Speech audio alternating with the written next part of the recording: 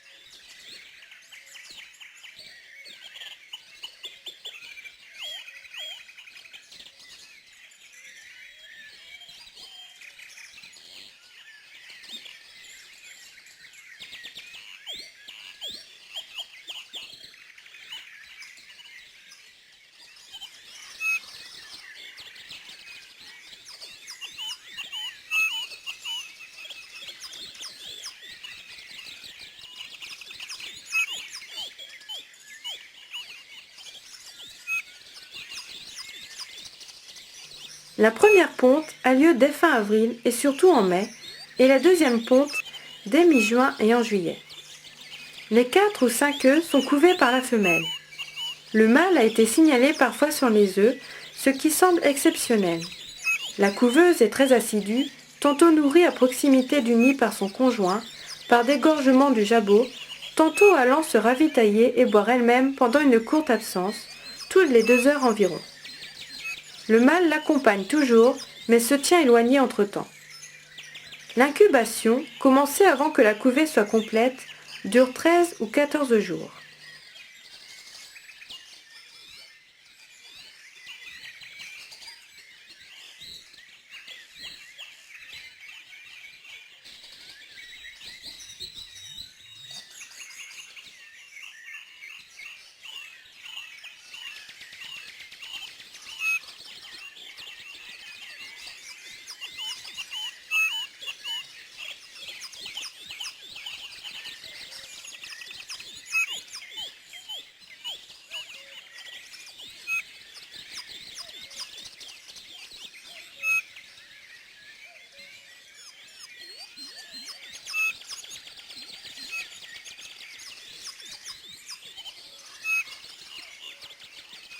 Les jeunes bouvreuils sont nourris par les 2 parents avec de menues graines en maturation bien pelées et ramollies. Ils s'envolent à l'âge de 16 à 18 jours et sont encore élevés pendant une dizaine de jours. C'est leur père qui s'occupe d'eux quand la femelle est retenue par les devoirs d'une seconde nidification. Après celle-ci, la famille reste unie plus longtemps, jusqu'assez tard dans l'automne.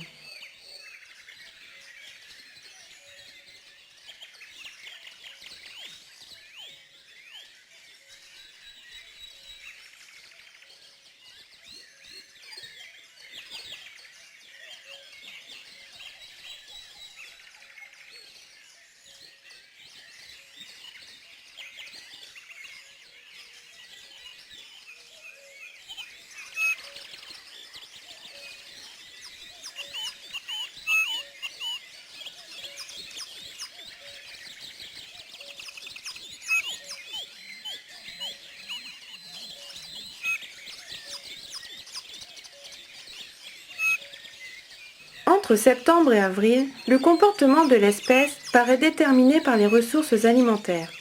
En plaine, le bouvreuil est plutôt sédentaire ou se déplace dans un secteur assez restreint.